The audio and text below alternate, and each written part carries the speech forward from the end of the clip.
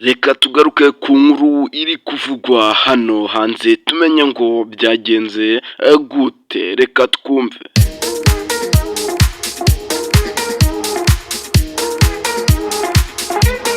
Ni inkuru ikomeje kuba yacicikana ku mbuga nkoranyambaga zigiye zitandukanye.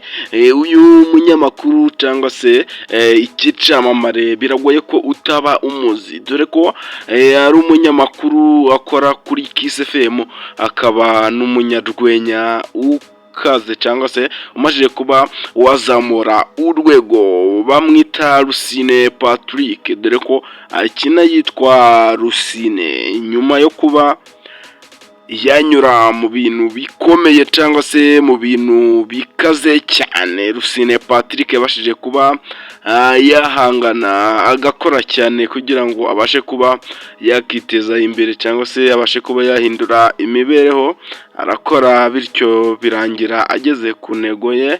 Rusine Patrick rero ugenda utangaza amakuru kuri Kiss FM, dore ko mbere yakoraga akazi gasanzwe agenda avuga ati ni akazi mbere nagiraga, ati naburaga icyo nafata n'icyo nareka, atari ko byaje kuba byagera aho ngaho. Ndavuga ati uwagenda nkigira mu bintu by'urwenya nkareba ko hari icyo byaba bimaze cyangwa se hari icavamo, dore ko akina ameze nk'umusinzi, niyo role akina.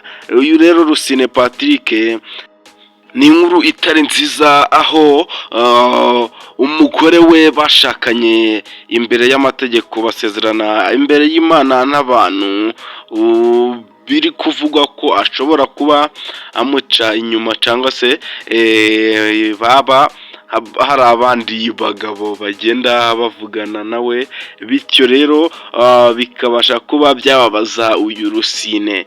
Nk'uko rero byabashije kuba byaje ahagaragara, dore ko uwo bita Babu we n'uyu mukunzi we wa Rusine babyaranye umwana umwe, babashije kuba bajya ku mbuga nkoranyambaga bavuga amagambo, bari kuvuga ati se twazabyaye undi mwana, ati tugomba kubyara twebwe Zedi, nk'uko biri kuvugwa, ati twabyaye ati na Zedi igomba kuba yaboneka. Kandi rero tuvuga ko ibi bintu atari byiza habe na mba. Rusine Patrick wabashije kuba wakiteza imbere. Iyi ni inkuru itari nziza ku bakunzi be no ku bafana be, dore ko nawe byamubabaje. Reka twumve. Yitwa mama Rusine umudamu wanjye na Rusine. Kubera iki?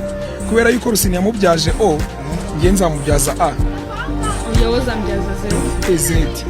Nzamagambo mavuga soza, right? Ibyo navuga bucuru. Ngayo nguko, dore ko Rusine yahuye n'akaga cyangwa se nk'uko Babu mubyumvira, ati turamusangiye. Ibi bintu koko turabyita ibiki hano mu Rwanda? Dore ko ibi bintu bitabaho hano mu Rwanda. Babu arimo avuga ati dusangiye umugore.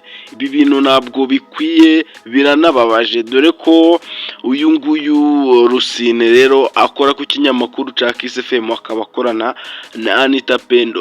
Ubu se arakora ute adafite umugore we? Biragenda abite? Reka tubashe kuba twamenya ati se byatewe n'iki kugira ngo abashe kuba yajya ku rubuga akabasha kuba yatangaza aya makuru uyu mugore we yaba yarashize hanze. Reka tumenye ngo byatewe n'iki, byagenze ute.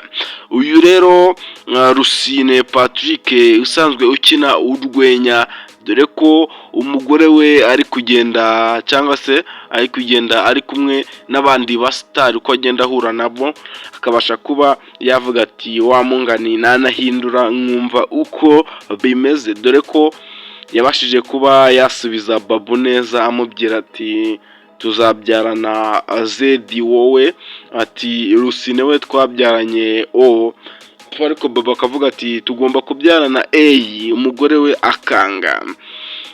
Rero nk'iki cyamamare kimeze usya, ntabwo byagakwiye kuba umugore we amusebya mbe n'aka kageni, kandi twari tuzi ko ari abantu bameze neza, ari imiryango ikundanye. Rero tugakomeje kubona mu kiganiro nk'uko ukora utarakora subscribe yikore kugira ngo ibindi biganiro byiza tuzatubagezaho bize bagera ku gihe. Mwari kumwe na Benjamin, ndabashimiye, Imana ibarinde, ndabakunda cyane, ciao ciao.